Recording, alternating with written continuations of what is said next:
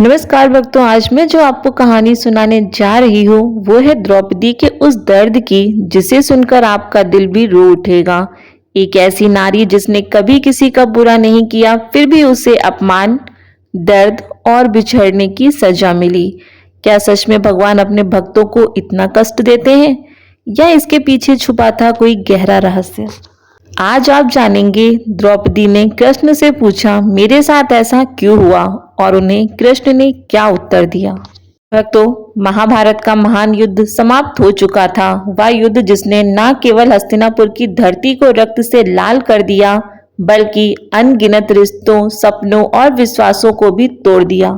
चारों ओर शांति थी, लेकिन यह शांति बाहरी थी। अंदर ही अंदर हर कोई किसी न किसी दर्द से जूझ रहा था। हस्तिनापुर का राजमहल अब पहले जैसा नहीं रहा। वही गलियारे, वही दीवारें, लेकिन उसमें गूंजती थी हंसी। अब सन्नाटे में वो बदल चुका था। जहां कभी वीरों की गर्जना सुनाई देती थी, आज वहां केवल यादों की फुसफुसाहट रह गई थी। इसी महल के एक शांत कोने में बैठी थी द्रौपदी। वह द्रौपदी जो कभी पांचों पांडवों की रानी थी। वह द्रौपदी जिसकी सुंदरता, तेज और आत्मसम्मान की चर्चा पूरे आर्यवर्त में होती थी। आज वही द्रौपदी चुप थी, बिल्कुल शांत। उसकी आंखें शून्य में कहीं खोई हुई थी, जैसे वह इस दुनिया में होकर भी इस दुनिया से बहुत दूर चली गई हो। उसके सामने दीपक जल रहा था, लेकिन उसकी लौ भी जैसे उसकी उदासी को महसूस कर धीमी धीमी जल रही थी।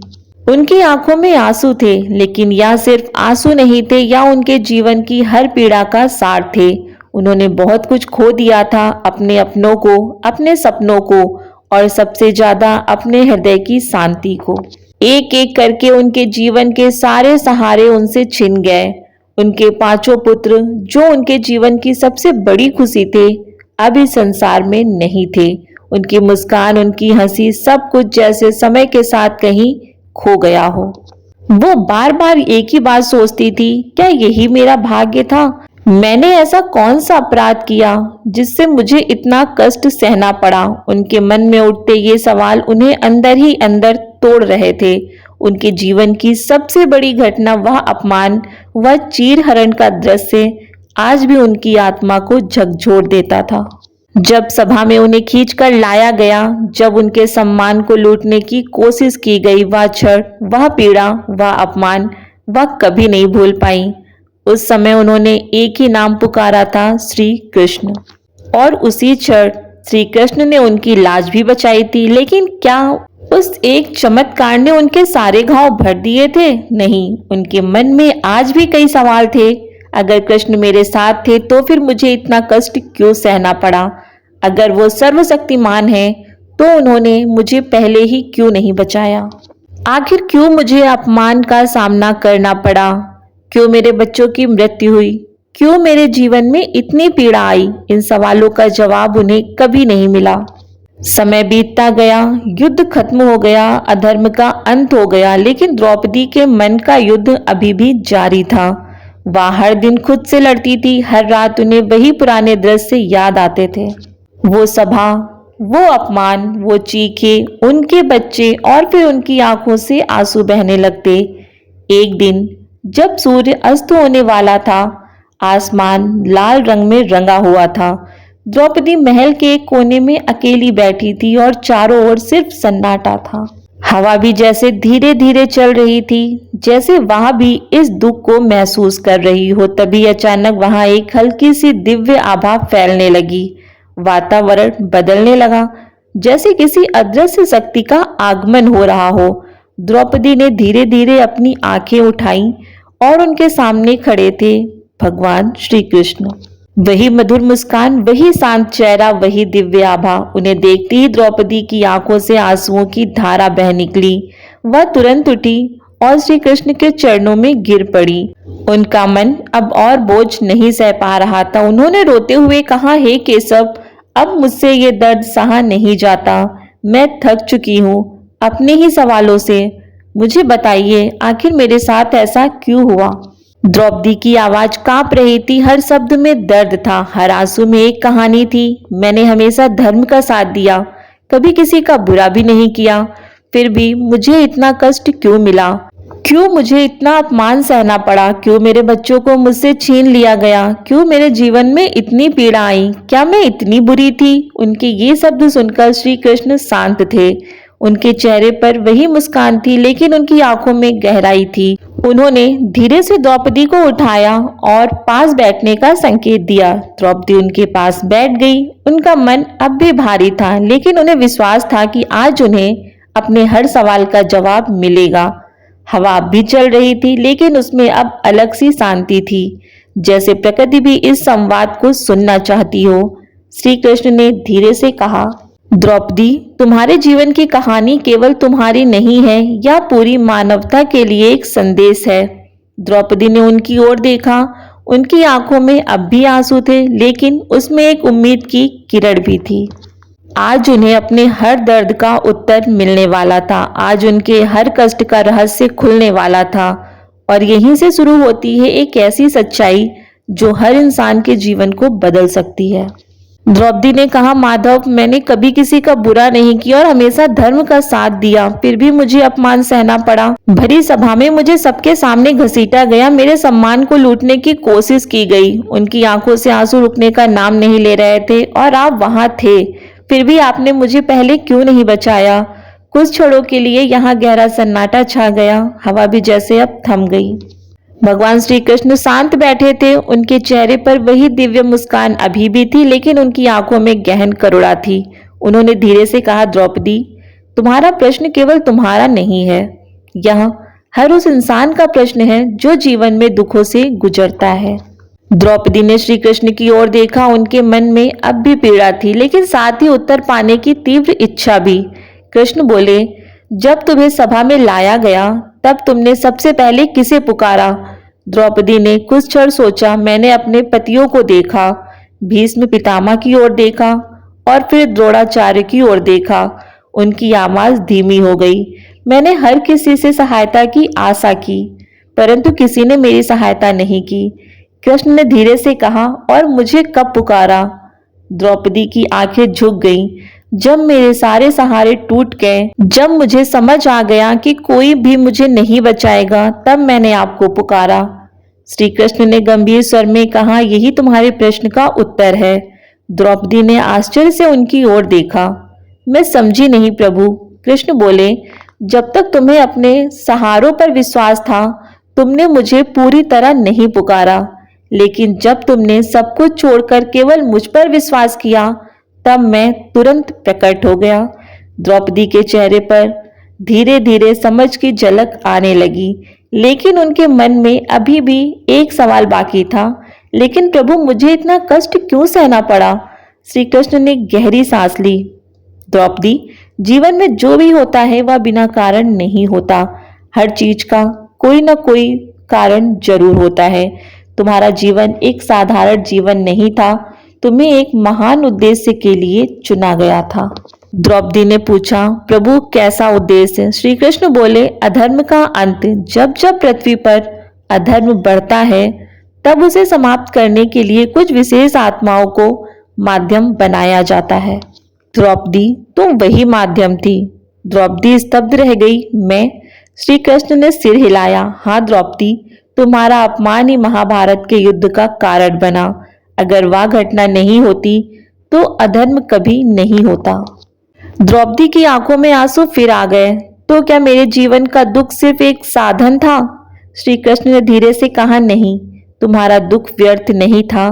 हर पीड़ा तुम्हें और मजबूत बना रही थी। हर कठिनाई तुम्हें उस महान कार्य के लिए तैयार कर रही थी। द्रौपदी ने दर्द भरी आवाज में पूछा, लेकिन मेरे बच्चों का क्या दोष था? यह प्रश्न सुनकर श्री कृष्ण कुछ क्षणों के लिए पुनः मौन हो गए और फिर उन्होंने कहा, इस संसार में जो जन्म लेता है उसे एक दिन जाना ही होता है। तुम्हारे पुत्रों का जीवन छोटा था, लेकिन उनका उद्देश्य पूरा हो चुका था। द्रौपदी की आंखों से आंसू बहते रहे, लेकिन अब उसमें पहले जैसा रोष नहीं था, बल्कि एक गहरी शांति उतरने लगी थी। श्री कृष्ण आगे बोले, द्रौपदी, तुम अपने जीवन को केवल अपने दृष्टिकोण से देख रही हो, लेकिन जब तुम इसे एक बड़े दृष्टिकोण से देखोगी, तब तुम्हें समझ आ जाएगा कि हर घटना का एक कारण होता है। तुम्हारा अपमान, तुम्हारा दुख, तुम्हारी पीड़ा, ये सब मिलकर एक ऐसे परिवर्तन का कारण बने जिसने पूरे संसार को धर्म का मार्ग दिखाया। द्रौपदी अब पूरी तरह से शांत हो चुकी थी। उनका मन अब पहले जैसा अशांत नहीं था। उन्होंने धीरे से कहा, तो क्या हर इंसान के जीवन में आने वाले दुखों का भी कोई उद्देश्य होता है?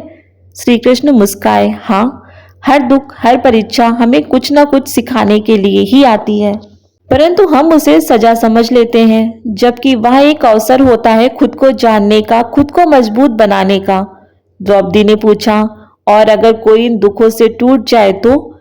श्री कृष्ण ने एक उत्तर दिया, तब वह अपने असली स्वरूप को भूल जाता है। द्रौपदी, तुम कमजोर नहीं थी, तुमने हर परिस्थिति का सामना किया।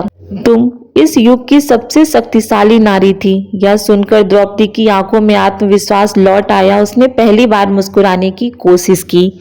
कृष्ण ने कहा, याद रखो, जिसे मैं चुनता हूँ उसे आसान जीवन नहीं देता, क्योंकि उसे महान कार्य करना होता है और महान बनने के लिए कठिन परिश्रम से गुजरना पड़ता है। द्रौपदी ने धीरे से सिर झुका लिया। अब उसके मन में कोई प्रश्न नहीं था, सिर्फ एक गहरी शांति थी।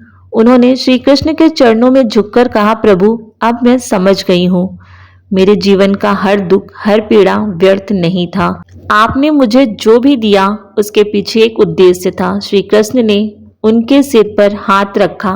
अब तुम मुक्त हो द्रौपदी, अपने प्रश्नों से, अपने दुखों से।